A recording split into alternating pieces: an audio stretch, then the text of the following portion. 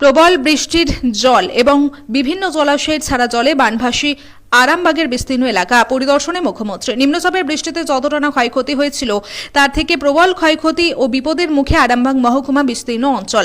কয়েকদিনে লাগাতার বৃষ্টিতে এমনিতেই ফুলে ফেপে উঠেছিল বিভিন্ন নদ নদী খালবিল, তার উপর বিভিন্ন জলাধার থেকে লক্ষ লক্ষ কিউসেক জল ছাড়ার ফলে আরামবাগ মহকুমার বিস্তীর্ণ এলাকার বানভাসী।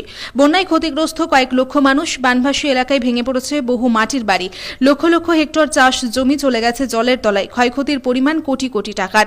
আর এইরকম বিপজ্জনক পরিস্থিতিতে আরামবাগ মহকুমার বানভাসী এলাকা পরিদর্শনে রাজ্যের মুখ্যমন্ত্রী মমতা বন্দ্যোপাধ্যায়।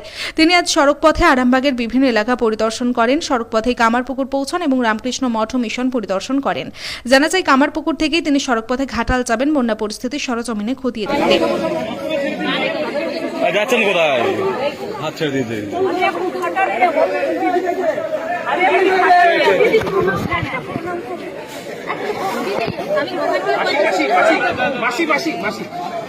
আমি ঘাটালে যাব। ঠিক আছে।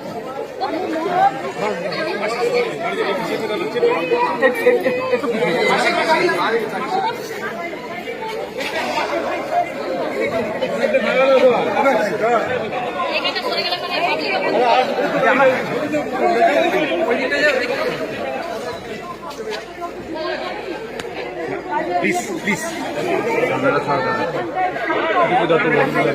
সামনেটা ক্লিয়ার রাখে।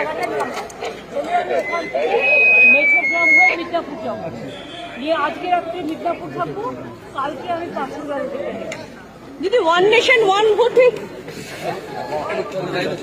ছেড়ে দিতে হবে।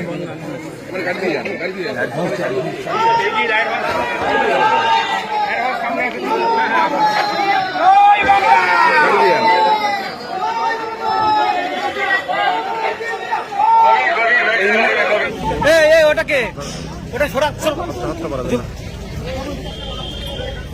ওকে সরা ওকে সরা এটা একটু চাপতে হবে বাবু। গাড়ি বেরোবে সরে আসুন। রাস্তাটা ছেড়ে দিন।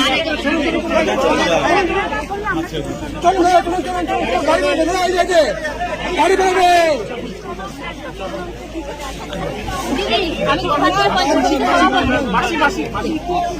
আমি ঘাটাল যাব।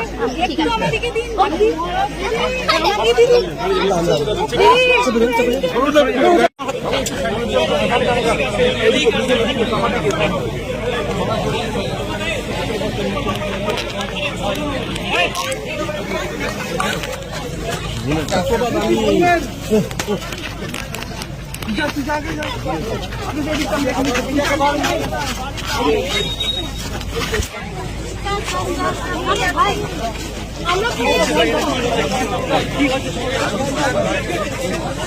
আপনার সন্তানের পড়াশোনা নিয়ে চিন্তিত? চিন্তা কি, আসুন আমাদের স্কুলে। বিজ্ঞানসম্মত উন্নত সিলেবাস, অভিজ্ঞ শিক্ষক শিক্ষিকা দ্বারা পড়াশোনা।